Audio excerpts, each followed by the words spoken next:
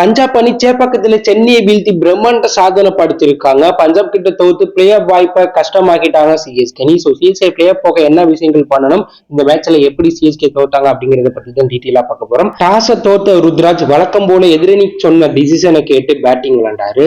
ருத்ராஜ் அஜிகேரகானே தொடக்கத்துல முதல் 4 over test match விளையாடணும். அதுக்கப்புறம் கடைசி 2 ஓவர் அதிரடியா விளையாண்டு பவர் பிளேல சிஎஸ்கே 55 ரன் அடிச்சு விக்கெட்டை விடாம இந்த சீசன்லயே ஒரு பெஸ்ட் பவர் பிளேவா சிஎஸ்கேக்கு அமைஞ்சாலும் அதுக்கப்புறம் தொடர்ந்து விக்கெட் போச்சு.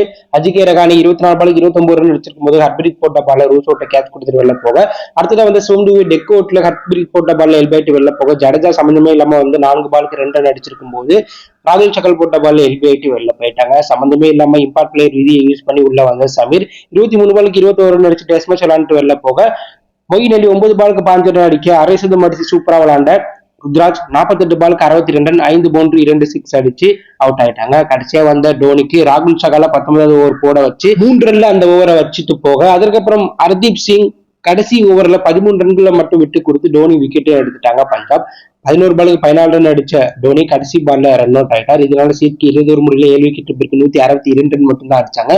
கண்டிப்பா இந்த பிச்சில சிஎஸ்கே 200 ரன்களுக்கு மேல அடிச்சிருக்கலாம்.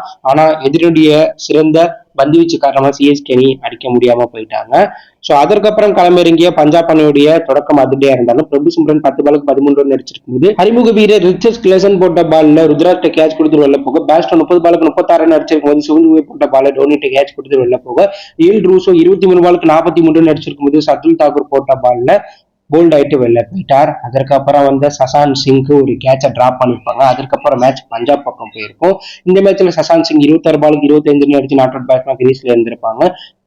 சாம் கரன் 20 பாலுக்கு 26 ரன் அடிச்சு நாட் அவுட் பேட்ஸ்மேன் கிரீஸ்ல இருந்திருப்பாங்க. பஞ்சாப் அணி 17.5 ஓவர் முடிவுல 3 விக்கெட் இருக்கு 163 ரன் அடிச்சதுனால 7 விக்கெட் வித்தியாசத்துல சிஎஸ்கேவை வீழ்த்தி தொடர்ந்து 5 முறை சிஎஸ்கேவை வீழ்த்தின 2வது அணி. இதற்கு முன்னாடி மும்பை தொடர்ந்து 5 முறை சிஎஸ்கே வீழ்த்திருப்பாங்க. அதற்கு அடுத்தபடியா பஞ்சாப் தொடர்ந்து 5 முறை சிஎஸ்கே வீழ்த்துறது மட்டும் இல்லாம சிஎஸ்கே அணிக்கு பிளே ஆஃப் வாய்ப்பையும் குறைச்சு விட்டு போயிட்டாங்க பஞ்சாப் அணி.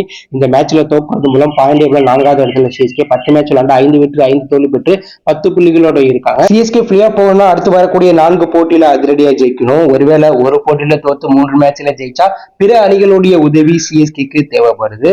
பஞ்சாப்க்கு எதிரான போட்டியில தோத்து சிஎஸ்கே அணி பிரஷரை அவங்க பக்கம் திருப்பிக்கிட்டாங்க. பஞ்சாப் அணி இந்த மேட்ச்ல ஜெயிச்சனால 10 மேட்ச்ல 4 வெற்றி 6 தோல்வி பெற்று 8 புள்ளிகளோட பாயிண்ட் டேபிள் 7வது இடத்துல இருக்காங்க. பஞ்சாப் அடுத்து வரக்கூடிய 4 மேட்ச்ல அதிரடியா ஜெயிச்சா அந்த அணியும் பிளே ஆஃப் போக வாய்ப்பு இருக்கு. சிஎஸ்கே மோசமான பந்து வீச்சு கேப்டன்சி காரணமா இந்த போட்டியில சிஎஸ்கே தோத்திருக்காங்க. சிஎஸ்கே அணி பிளே ஆஃப் போக வாய்ப்பு இருக்கா, சிஎஸ்கே அணி தொடர்ந்து ஜெயிப்பாங்களா அப்படின்னு கருத்தை கவலை லீவ் பண்ணுங்க. மறக்காம நம்ம சேனலை சப்ஸ்கிரைப் பண்ணி ஃபாலோ பண்ணுங்க.